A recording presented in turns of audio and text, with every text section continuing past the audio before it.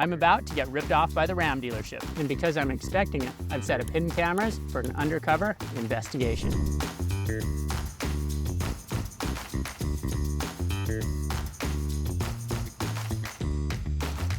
Hey, I've got another key, spare key here. This is our service advisor. We'll call him Jerry. Before watching what the hidden cameras found at the dealership, let's go back 1 week earlier to my phone call to get an appointment. I gotta call the dealership, find out how much they're gonna rip me off for to make another key fob for this 2010 Dodge Ram. I'm trying to find out what it's gonna cost to get a key fob made for my 2010 Dodge Ram. Typical is gonna be about $350 to $400 between the fob and the programming and taxes and stuff. I have 2 of them in stock. They're $205 each. So that's like $205 just for the part. I believe they're about $125 for programming. Okay. So you're looking $330, and then whatever taxes and all that fun extra little bit comes out too.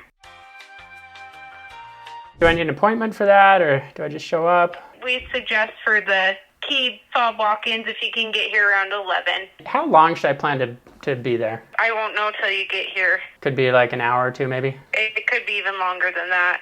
What? Can you believe that? They told me $350 to $400 to make another key fob for 2010 Dodge Ram. That's crazy. Plus, she said, I won't know how long it's gonna be. Just show up, hang out. Could be an hour, could be 2, maybe even longer. I don't have that kind of time to waste. Let's see how long it really takes. Headed to the Dodge dealership right now. What's the time look like today? Find somebody's available, probably a half hour to an hour. Okay. Come on over, get you a little. Okay.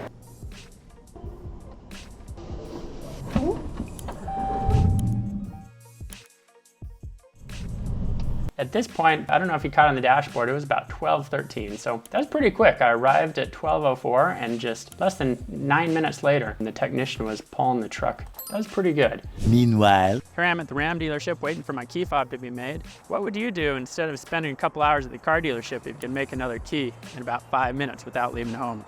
Rows and rows of vehicles here at the car dealership. This is the technician working on the key. I'll call him George. Okay, he's climbing in. The way he's reaching down there, I think he's probably plugging in some equipment to the OBD. There, he just picked up the key.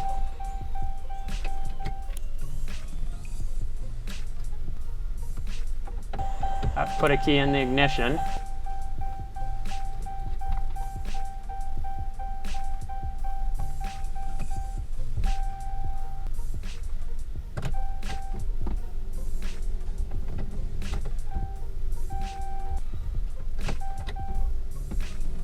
All right. Yep, there's the person that brought him the key. I think he's putting the key in the lock. He was actually making sure the emergency key blade got cut properly. So I'm impressed about that. So now he's putting the new one in. I think that's the new one. He just started the truck with one key. Let's see what he does here. He's got another key in his hand. Truck's running. He's turned off the truck. He's done, which is impressive. Pretty fast.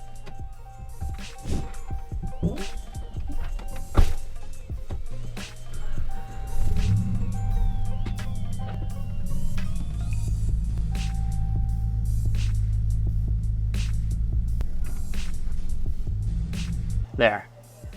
I believe that says 12:36. 12:13 to 12:36. What is that? That's like 23 minutes? So that wasn't very long. Hi. Is there any vehicle pulled up? Yes. Yep. So I just need a signature saying you're the one taking your vehicle. Okay, you're all set. Thank you so much. Have you been helped yet, sir? Yeah, I just want to talk to the guy that was helping me. I need to step out to lunch. What's your guys' hourly rate? No, Cheers. for $200. Okay, so like doing the key fob is less than an hour. Big discount, yeah. Awesome. Well, thank you. Yeah. Any other questions? All right.